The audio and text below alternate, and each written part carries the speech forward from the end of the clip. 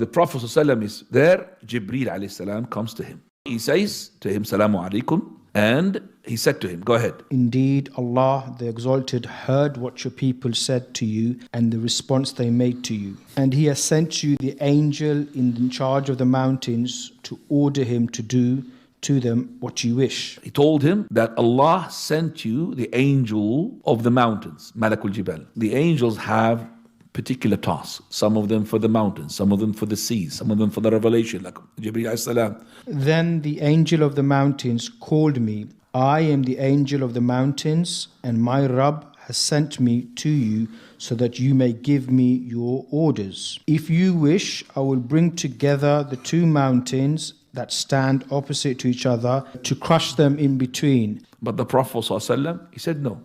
He pardoned.